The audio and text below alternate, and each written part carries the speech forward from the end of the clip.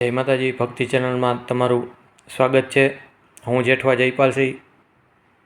આ ફરી એકવાર આપણે ભગવતીની ભગવાનની સરસ વાતો કરીએ।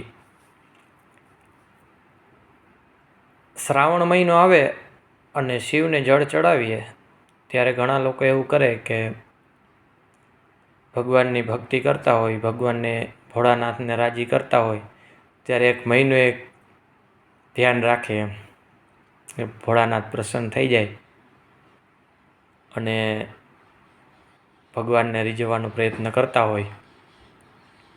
ભગવાનને રીઝવવા બહુ સહેલા છે, પણ ઘડીક ઘડીકનું કામ નથી એમ કે ઘડીક ભગવાનને રીઝવવા અને ઘડીક મન ફાવે એમ કરવાનું, મન ફાવે એમ રહેવાનું, એવું નથી।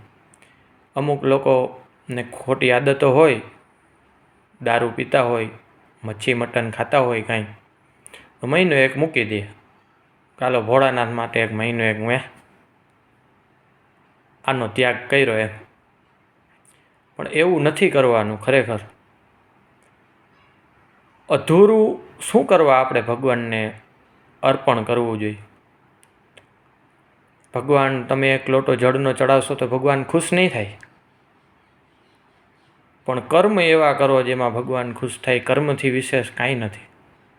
જેવું કર્મ કરશો એવું ફળ તમને મળવાનું જ છે। ભગવાન પોતે સ્વયં બોલેલા છે શ્રીમદ દેવી ભાગવતમાં। ભગવાન સ્વયં પોતે વાત કરે અને કહે જેવું કર્મ કરો તમને એવું ફળ મળવાનું છે। ત્યારે કર્મને સુધારો, ભગવાન ખુશ રહેશે, ભગવાન આપણા ઉપર રાજી રહેશે કાયમની માટે એમ।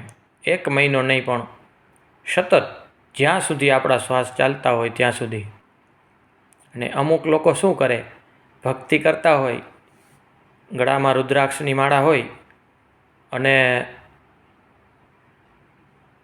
બહુ અઘરું છે સમજવું ભગવાનને શું ગમે છે એ સમજવું પણ બહુ અઘરું છે।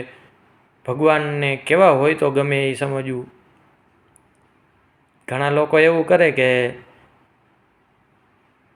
મેં રુદ્રાક્ષની માળા પહેરી હોય, મને કોઈ વ્યસન ના હોય, કોઈ એક વાત કરું તમને, એક સંત મહાપુરુષ હતા અને એ બહુ ખુશ હતા તો કે આજે કોઈ પણ જીવ મારી સામે આવે તો હું એને નિહાલ કરી દઉં એમ। એ સાહેબ કહે કે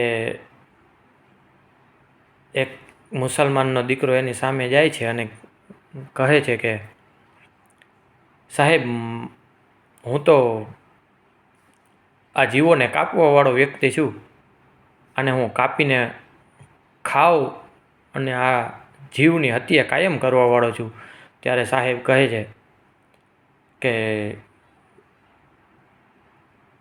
તું અહીંયા નજીક આવી જાય એમ, અને મને તું કહેતો ખરી શું છે આમાં શું લઈ આવ્યો છું?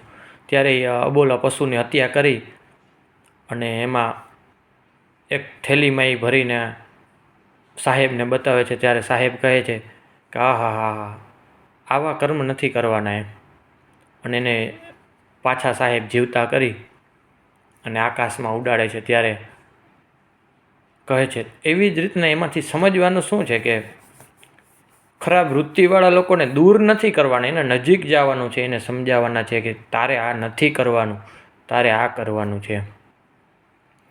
ભક્તિમાં કોઈને દૂર નથી કરવાના કે આ ખરાબ છે તો આને છોડી દો, છોડવાના નથી કોઈ, પાસે લઈને બેસાડીને સમજાવવાનું છે। સમજે ના સમજે એ અલગ વસ્તુ, એ બીજા નંબરની વાત છે। ત્યારે બગદાણા બાપા સીતારામની વાત કરી ત્યારે બાપા સીતારામ એક મોચીની ત્યાં ચામડામાં કાંઈક જમતા હોય અને કોઈ કહે છે કે આ બાવો તો જો આમાં ખવાય એમ। ત્યારે ગુણની વાત આવે કે કેવું જીવન જીવવું જોઈએ, ભગવાન શું જોવે છે, બહુ અઘરું છે સમજવું। આગળ બીજી વાતો કરશું. જય માતાજી, જય મા વિંધ્યવાસિની.